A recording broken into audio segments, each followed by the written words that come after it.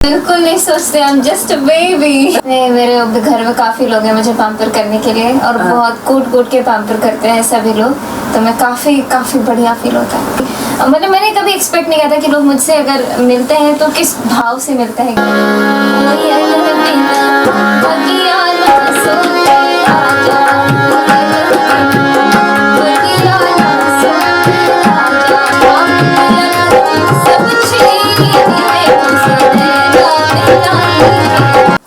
धरोहर का हाथ थामे हुए ये चल पड़ी है सुनहरे सफर पे, संस्कृति को आधुनिकता के दौर में थामे हुए सुंदरता और सादगी है इनके कण कण में।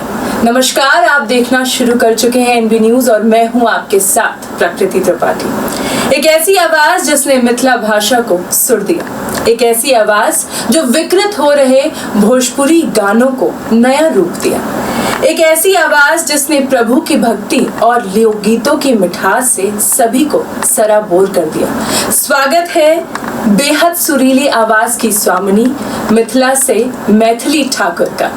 बहुत बहुत स्वागत है मैथिली, आज आपका एनबी न्यूज पर। और शुरुआत से बात करना चाहूंगी आपसे, खास तौर से बतौर पत्रकार बताऊं आपको, तो जब एक पत्रकार शुरू करता है अपना करियर तो एक लिस्ट बनाता है कि इसके इंटरव्यूज करेंगे, उसके इंटरव्यूज करेंगे, और आपकी सादगी कहीं ना कहीं हर पत्रकार को आपके तरफ जरूर खींचती होगी। तो मैं शुरू करना चाहूंगी बिहार से दिल्ली तक के सफर के बारे में, कैसा रहा सब कुछ, और आज जो ये मैथिली है, इस मैथिली को कैसा लगता है जब वो बिहार के दिन और आज दिल्ली के ये दिन को तुलना करती है?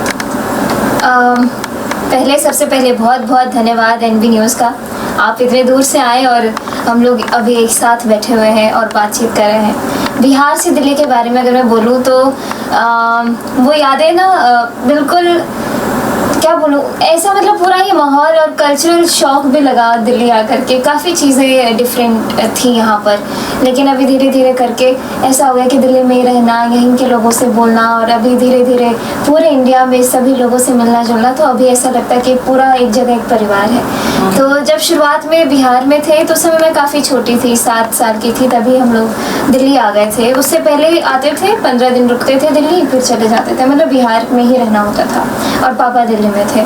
तो उस समय ऐसा होता था कि कीर्तन, अष्टजाम, ये सब चीज़ काफ़ी फ्रीक्वेंटली होता था हमारे दरवाजे पे। उस समय हमारे बाबा भी बड़े तंदुरुस्त थे, तो बड़े मतलब बहुत सारे कलाकार आते थे हमारे यहाँ पे, और गाना होता था, कीर्तन होता था। तो उसी समय से ऐसा हुआ कि लगता ही नहीं था कि ये चीज़ हमारे रूटीन का हिस्सा नहीं है, या फिर कुछ एक्स्ट्रा ऑर्डिनरी चीज़ है। हाँ, तो ये मतलब ये हमारे रूटीन में ही था, सुबह उठना और पाठ पूजा देखना, और कैसे क्या चीज़ें होती हैं। और हमारे मतलब हमारे जो बाबा दादी माँ हैं वो राम सीता जी के बहुत बड़े भक्त हैं।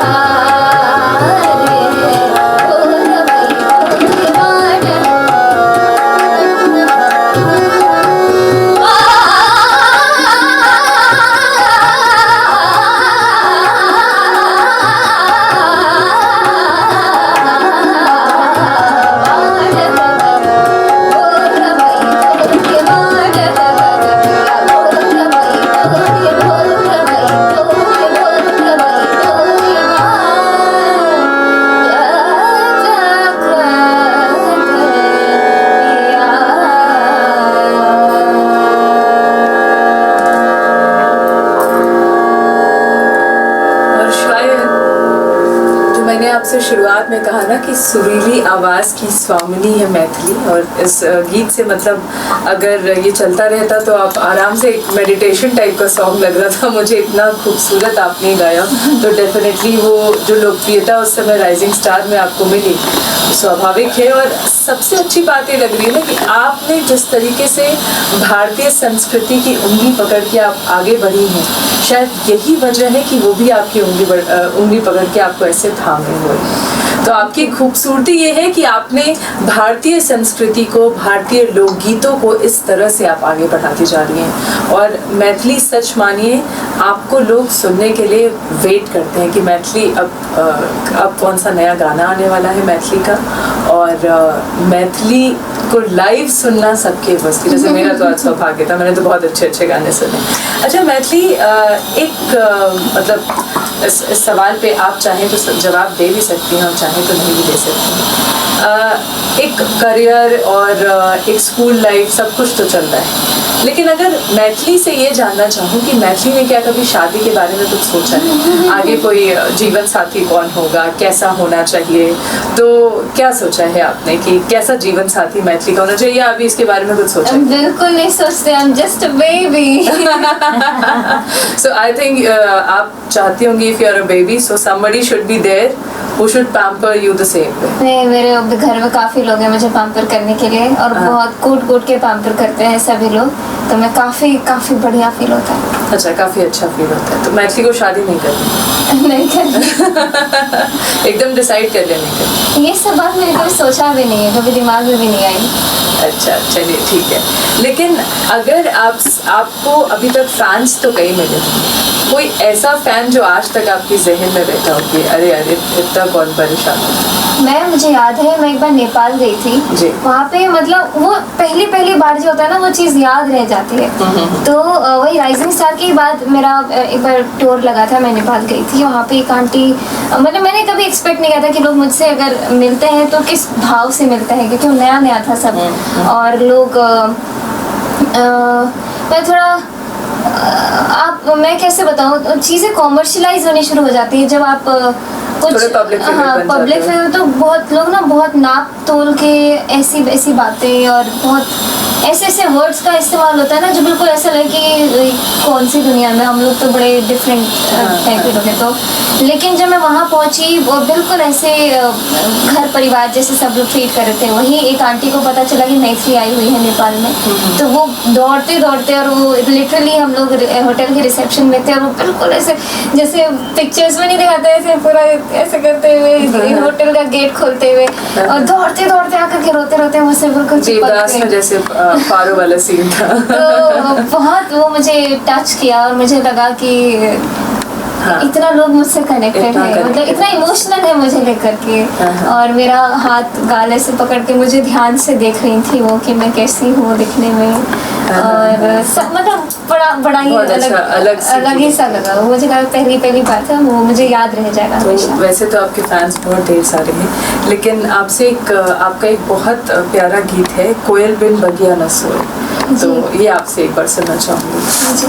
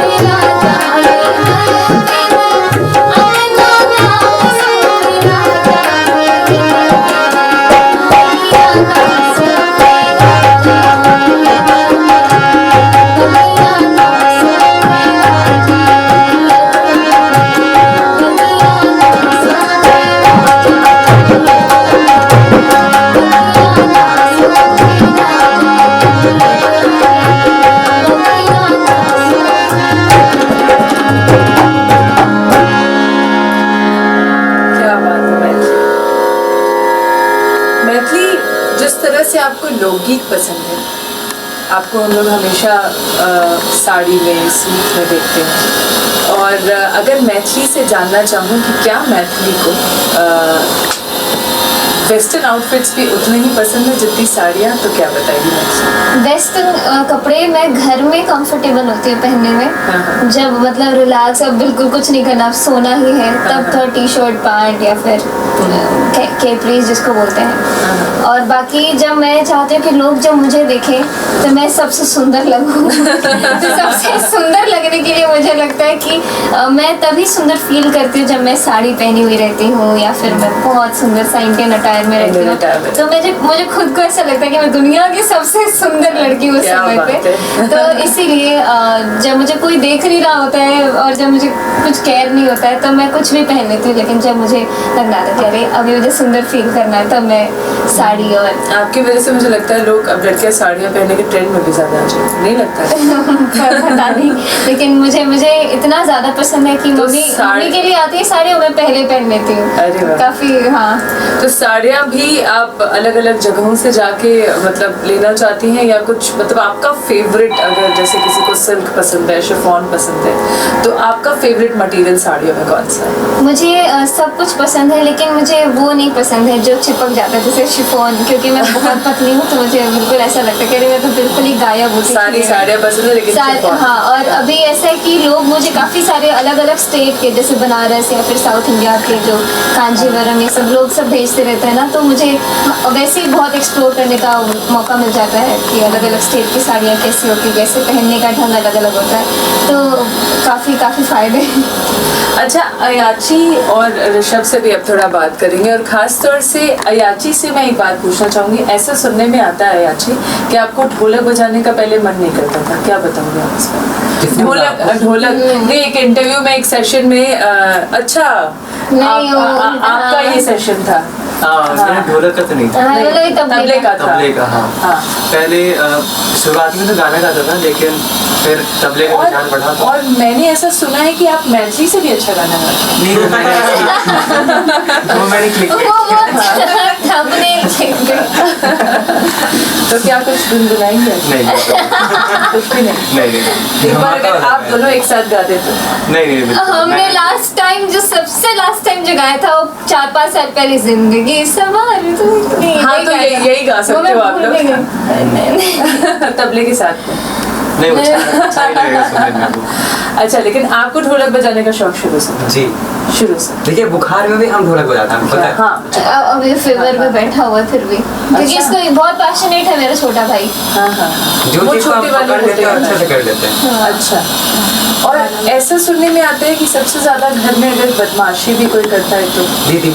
अच्छा, लेकिन लोग तो कहते हैं अयाची, वो बस नाम हटा देते हैं, मेरा करती है वो सब कुछ है, बस अच्छा। मेरा नाम लग जाता है। अच्छा, और सबसे सीधा मतलब वर्जन ऋषभ? हाँ, मैं साइड ही रहता हूँ, थोड़ा सा करने दो जो कर। मैं शूट कर लेता हूँ, मेरा फायदा निकल जाता है वहाँ से, मैं यूट्यूब पे डाल देता हूँ। अच्छा, मैथिली आपसे इंटरव्यू हो और छाप तिलक ना हो तो सब कुछ अधूरा है। तो मैं ज़्यादा वक्त आपका नहीं लेना चाहूँगी और चाहूँगी कि ज़रा एक छाप तिलक तो आपकी तरफ से हो जाए।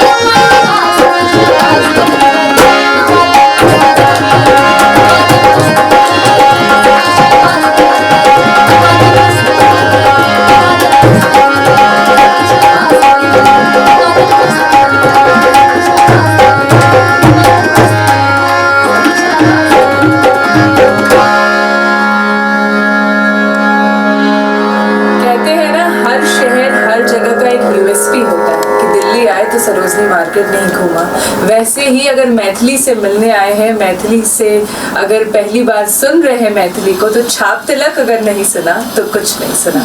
बहुत बहुत धन्यवाद मैथिली, आपने जिस तरीके से और आपकी सादगी और आपकी बातों में जो एक कहीं ना कहीं मासूमियत दिखती है, शायद वही आज आपको इतनी ऊंचाइयों को पहुंचाई है। बहुत ढेर सारी शुभकामनाएं आप तीनों को।